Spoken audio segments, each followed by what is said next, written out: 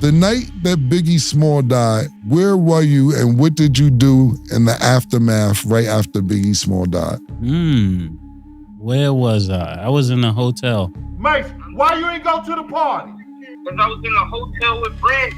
Why you didn't go? Brandy told you, you told me that Brandy told you, let's go to the party. Why you didn't go to the party? Mase recently opened up about the night the Notorious B.I.G. was killed, revealing he was surrounded by an army of Bloods in the immediate aftermath. The Harlem native recalled being trapped in his Los Angeles hotel room, with roughly 70 gang members gathered in the hallway outside. Mase believes they were looking for more bad boy artists to target, or worse. I was actually in a hotel with a young lady. And when you heard this information, what was your next actions? My next actions? After what? When you heard Biggie died, did you stay in your hotel room? Did you leave out? Did you want to go back to New York? I actually was trapped in a hotel. Now I want to ask a question. What do you mean trapped? It was about probably like 70 or so Bloods in the hallway. I couldn't even leave my room. How'd you get out? One of the guys. Why would it be 70 Bloods in your hallway after Biggie Smalls died? Actually, after Big got killed, they was probably looking for more bad boy artists. And I couldn't even leave the room till Gene Dill, the officer had to come get me.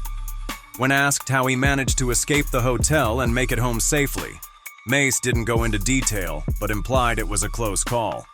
To my recollection, I think we had to go to Vegas or something like that to get back there. The Notorious B.I.G. was fatally shot in a drive-by shooting in Los Angeles during the early hours of March 9th, 1997.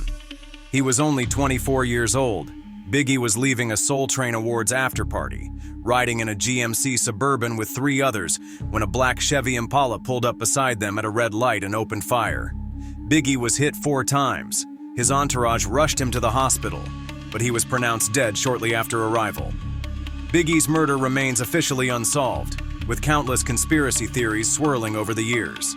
According to Diddy's former bodyguard, Gene Deal, Biggie didn't have a good relationship with Mase. Mase knew that Big was leaving, and Mase knew that Big didn't like him, because every time Mase be around, you know, it's funny that Big would say a little slick shit out of his mouth like, this went from murder Mase to just Mase. He was murder Mase, and now he's just Mase. You understand? And he used to always just go at this kid, you know what I'm saying? But he was like that with a lot of puff artists, you understand? If you wasn't from Brooklyn and you didn't represent Junior Mafia, he was a little funny with you. You know what I mean? So Mase, whether he told Big or not, he didn't come to that party, and he wasn't going to that party. And still today, Mase will tell you that the reason he didn't go to the party is because I was in the room with Brandy. Interestingly, Mase wasn't at the Soul Train party with the rest of the bad boy artists that night. A strange coincidence given what happened. But when he had a conversation with me that same night when Big got killed, he calls me and said, yo, Gene, Brandy was calling me, telling me to come out the room so we could go to the party. So if she was in your room, why was she calling you, telling you, come, let's go to the party? See, people forget what they say and how they say it. Gene Deal has also suggested a theory that the Notorious B.I.G.'s death was linked to Mase and Stevie J's reckless behavior around Los Angeles that night. According to Deal, the chaos caused by Mase and Stevie J contributed to the fatal events, adding another layer to the complex and unresolved mystery surrounding Biggie's murder. But you got people like Mase, Stevie J, they running around with drop-top Benzes and shit like that. You understand? People moving and they being seen. But you gotta understand, they was young kids. They young, dumb, full of cum. And go back to that old Southern saying, they don't believe fat meets greasy, brother. You understand what I'm saying? If you know what I mean? They don't think this could happen. You know, you got cats out here that's gonna tear your head down to the white meat. And if you rolling like that, you will find out. So even if they can't get you that night, they'll go back to the block. Yo, man, I was trying to get them out there rolling like they don't give a f. They was agitating those cats out there. Do you understand what I'm saying? They was agitating those cats out there. And then with the fact that Pac dead, Jake dead, all this other bullshit is going down. Come on, man. It was reckless. It was that I don't give a attitude. And it came out, bruh. Do you understand that? They showed their ass. So who did Cali do? What did Cali do?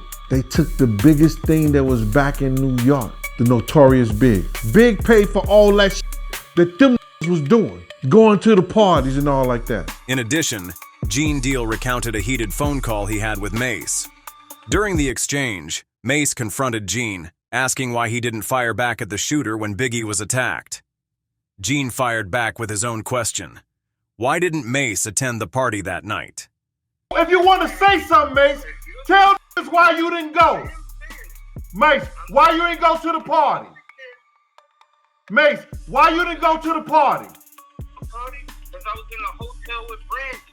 Why you didn't go? Brandy told you, you told me that Brandy told you, let's go to the party. Why you didn't go to the party? I didn't go to the party because all y'all seem like snakes. And I'm not going to be around no niggas. So Mase, who told you? Mase, didn't I tell you? Listen to him, Mase. Did I tell? Let's keep it 100. When you was riding around, Let me answer. Go ahead. Let me answer the question. You guys was the security. If somebody shot the biggest rapper in the world, why y'all didn't shoot back? Y'all had guns? Mase, let me ask you something. I'm gonna get to that. Mase, one question. When you was riding around Cali with Stevie J, didn't I pull you to the side and say, what the fuck is you doing in a drop top Benz riding around with Stevie J around Cali? Did I say that to you? Did I say that to you, Mase? That's some This tense conversation highlights the lingering questions and suspicions between those close to the tragedy, further complicating the narrative of what truly happened that night in Los Angeles. Gene Deal later responded to Mase's comments about why he didn't shoot back at Biggie's killer. So he was trying to divert that whole conversation and make it seem like, so Gene, why you didn't shoot? Listen to me. It wasn't because Big wasn't my principal. He knew the fact that we had blew the light and we was halfway down the block, crossed the light, and then when the first shot went off, our driver took straight off. I'm screaming at our driver because he was told that somebody was pointing a gun at Big them. He should have just threw the car in reverse.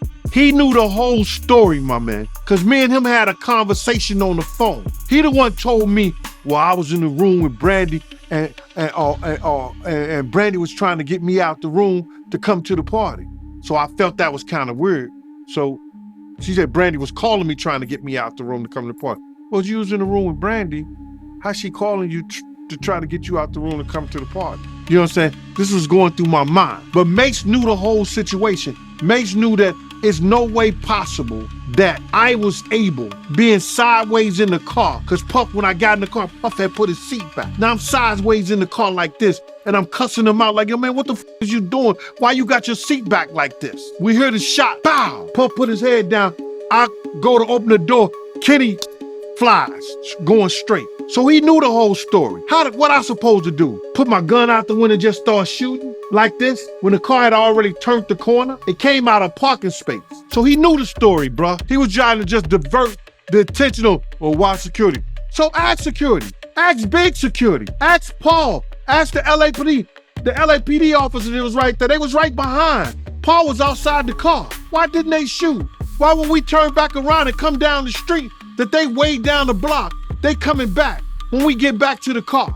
When we get back to the car, nobody's in Big's car but Big. Mase knew this. Me and Mase had this conversation. Him and Tone is like this. He knew me and Tone jumped in the car and chased after the guy. We couldn't catch him. He wanted to divert the attention from himself because why didn't you tell Big that these dudes was trying to get at you, bruh? You had that conversation with with Puff, but you ain't had that conversation with Big. Big was your label mate. So people come on to him, why you ain't shoot? Listen to me, bro. At that time, I was young, dumb, and full of cum. Anybody who really knows me know that they ain't got to worry about nothing if it comes to the point where gunplay has to be a part of my security. I'm not going to hesitate because I never bodyguard anybody that I wasn't willing to lay down my life for.